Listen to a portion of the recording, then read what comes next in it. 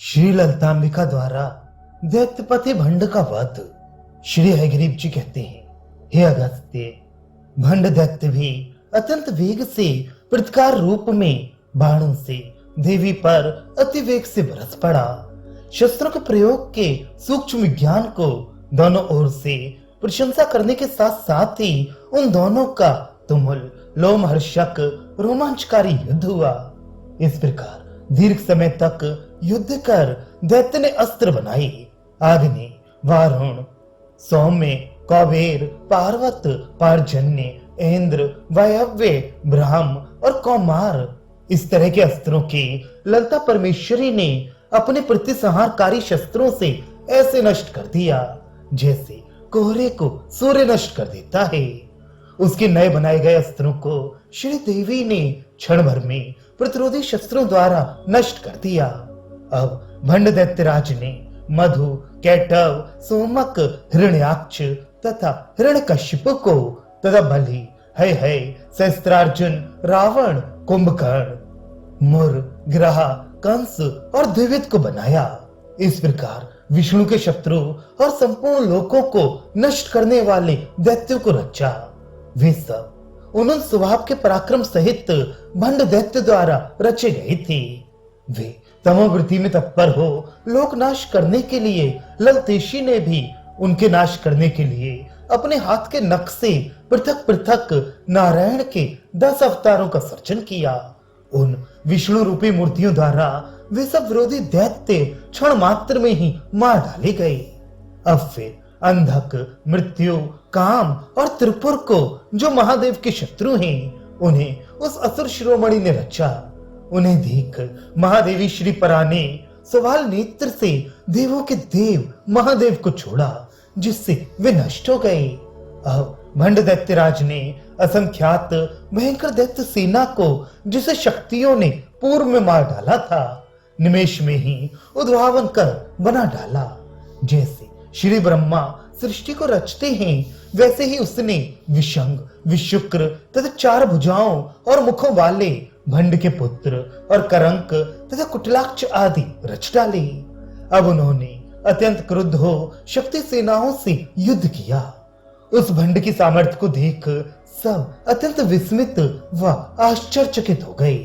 भंड की इस अद्भुत सामर्थ्य को देख देवगण तथा शक्तियां भयभीत हुए कि आगे क्या होगा। तब महायुद्ध हुआ। जैसे जैसे बने हुए दैत्य मारे जाते, वैसे वैसे वह बारंबार उन्हें सर्जन करता जाता था। उसके कार्य को देखकर शक्तियां और देवगण भी अत्यंत त्रस्त हो गए। तब श्री ललिता देवी की विदुर प्रमुख देवगण ने स्तुति की एवं मंत्रिणी ने महादेवी के पास जाकर प्रणाम कर हाथ जोड़ मधुर वाणी में प्रार्थना की, हे देवी, दैत्य का ये माया का विभव मैं अत्यंत भयदायक मानती हूँ। आप देखिए, सारे शक्तिगण अत्यंत म्लान वदन और व्याकुल हो गए हैं। इन देवियों को अविराम युद्ध करते हुए 2 प्रहर का समय बीत चुका। शक्तिगण द्वारा मारे दैत्यों को फिर एक क्षण भर में ही वह रच देता है।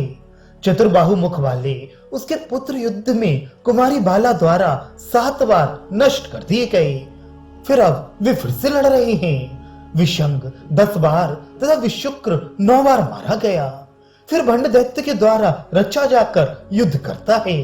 करंक एवं कुटिलाक्ष आदि दैत्यगण बहुत बार मार दिए गए, फिर रच दिए जाने से युद्ध करते हैं।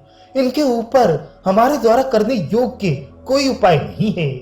हे माता, भयभीत, थकी हुई और सब ओर से हतप्रभ शक्तियों को आप जरा देखिए तो सही। इस संपूर्ण लोक की आप रक्षा करें। इस दैत्य माया की उपेक्षा ना करें।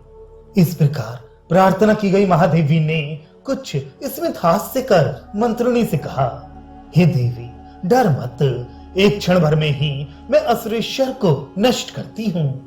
ये कहकर धनुष में एक बाण को शीघ्र चढ़ाया। वहां लोक भयंकर पाशुपत अस्त्र का आवाहन कर श्री देवी ने असुर सेना में अस्त्र को छोड़ा, जिससे आधे निमिष में ही सागर के समान विशाल सेना भस्म हो गई। फिर श्री ललिता ने अपने धनुष में अति प्रभावपूर्ण बाण को चढ़ाया, तब सारी दिशाएं चारों ओर ज्वालाओं की माला से क्षणभर में पूर्ण हो गईं। भूमि कंपित हो उठी, सागरों में क्षोभ से उत्ताल तरंगे हिलोरे लेने लगी। चराचर जगत जाल को भय समा गया तथा उल्का सहस्त्रों की संख्या में गिरी। अब शगुन के लिए मृग आदि भंडासुर के वाम पार्श्व से होकर चले। तब तक सागर के समान अपनी अति विस्तृत सेना को विनष्ट देख निश्चल अंतःकरण हो उसने श्री देवी के चरण कमलों का ध्यान किया।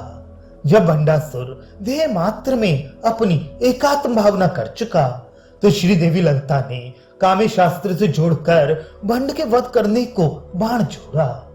वह अत्यंत भयंकर बाण प्रलय काल की अग्नि के समान ज्वाला बिखेरता सब ओर महाप्रभा संपन्न हो चराचर जगती तल को निमेष मात्र में ही जलाता हुआ सा चला।